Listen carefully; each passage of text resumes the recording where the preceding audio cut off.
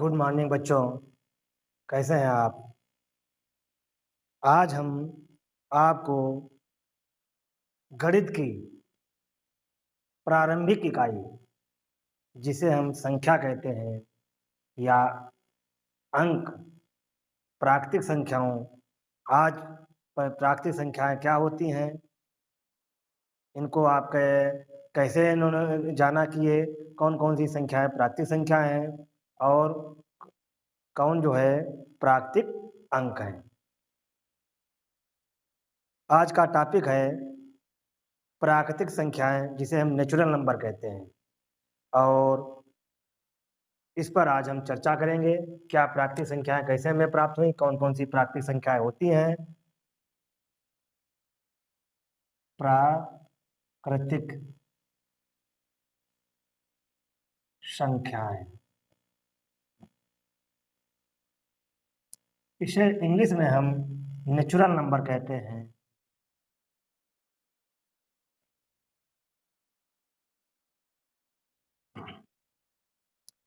प्राकृतिक संख्याएं, जितनी भी संख्याएं आप एक से लेकर 2, 3, 4, 5 डॉट डॉट डॉट करके आगे अनंत तक बहुत सी संख्याएं जो होती हैं, उनको हम प्राकृतिक संख्या कहते हैं।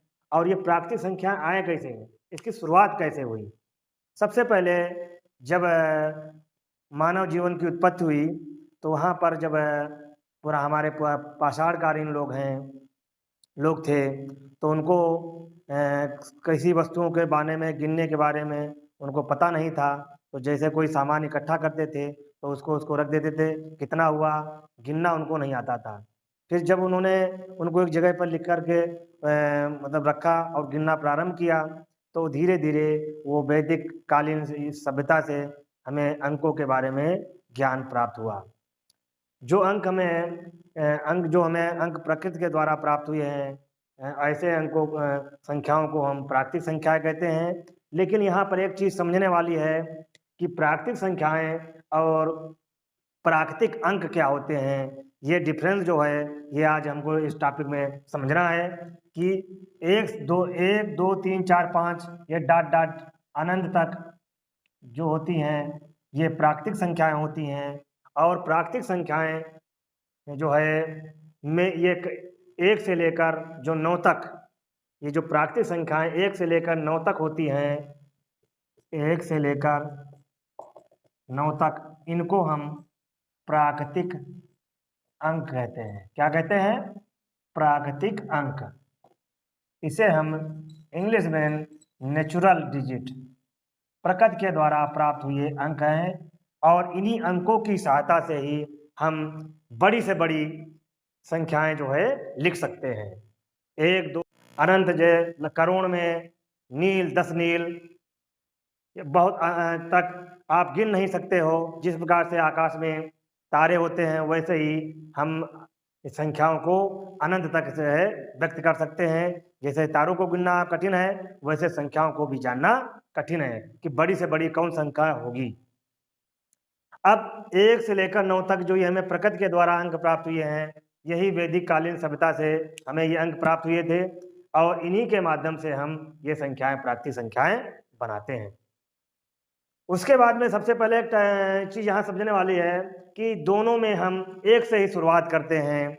जैसे आप कोई चीज की शुरुआत गिनना प्रारंभ करते हैं, तो आप कहीं उसमें एक पहला कहता है 1, 2, 3, 4 आप गिनते हैं। तो एक जो यहाँ पर है, इससे एक तात्पर्य निकल रहा है कि एक जो है एक ऐसी प्राकृतिक संख्या है कि ये पहली प्राकृतिक संख्या जो है,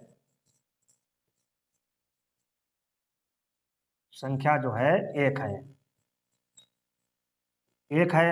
और पहला ही प्राकृतिक अंक भी एक है। अंक जो है एक है। और अंतिम जिस लेकिन एक यहाँ पर डिफरेंस बहुत बड़ा आ रहा है कि प्राकृतिक संख्याएं 1 से शुरू होकर अनंत तक होती हैं, लेकिन प्राकृतिक अंक जो होते हैं वो 1 से लेकर 9 तक होते हैं। अर्थात अंतिम जो अंक होगा प्राकृतिक अंक, वो जो है 9 है। तो यहाँ पर ये डिफरेंस आप लोगों के समझ में आ गया होगा कि पहली प्राकृतिक संख्याएं 1 है और पहला प्राकृतिक अंक 1 है और अंतिम प्राकृतिक अंक जो है वो 9 है। एक चीज आपके सामने दिमाग में आ रहा है, कहीं पर जीरो का प्रयोग नहीं हो रहा है। तो जीरो का प्रयोग जो है ये जब वैदिक कालीन सभ्यता में केवल सिर्फ 1 से लेकर 9 तक गिनतियों के बारे में जब जानकारी हुई, तो एक चीज वो कहीं पर जब उनके पास सामान लेते थे, जब उनके पास सामान गिन किसी को देते थे या कोई वस्तु गिनते के बाद में किसी को देते थे, जब उनके पास कुछ नहीं रह जाता था तो कहते थे खाली खाली। ये एक शब्द जो है, जिस प्रकार से इन अंकों को तो हम व्यक्त कर सकते हैं, खाली शब्द को वो व्यक्त नहीं कर पाए और इसके बाद में जो है वो जीरो के बारे में वो नहीं जान पाए। जीरो के बारे में आगे हम अगला टॉपिक जो पढ़ाएंगे पूर्ण संख्याएं, वहां पर उसका हम जिक्र करेंगे। जीरो कहाँ से आया, कैसे इसकी उत्पत्ति हुई, जीरो के अंक जुड़ने के बाद में संख्याओं का कितने प्रकार किस प्रकार से हम उस पर जो है लिख सकते हैं। और यहाँ पर जब ये हम प्राकृतिक संख्याओं को एक संख्या रेखा होती है जिस पर हम दर्ज करते हैं, इस पर अंक जो लिखे जाते हैं वो यहाँ से 1 से शुरू होता है और ये 2 लिख करके 3 और अनंत अनंत तक यहाँ पर सर आखिरी जहाँ तक हमको पता नहीं है वहाँ तक इसको हम नहीं लिख सकते हैं, अर्थात अंत में हम इसको कह देते हैं अनंत। इस प्रकार से ये जो प्राकृतिक और इसको हम षट्सर कहते हैं। उत्तरवर्ती को एक अन्य नाम से अनुवर्ती भी कहा जाता है। और लेकिन हम एक यहाँ से निकल रहा है पॉइंट, क्या हम ए के पहले एक की कोई पूर्ववर्ती संख्या है? नहीं है। यहाँ पर एक की कोई पूर्ववर्ती प्राकृतिक संख्या नहीं है, एक की कोई पूर्ववर्ती प्राकृतिक संख्या नहीं है, ना ही इसका कोई प्राकृतिक अंक है। और एक का उत्तरवर्ती जो अंक है या उत्तरवर्ती संख्या है वो 2 है।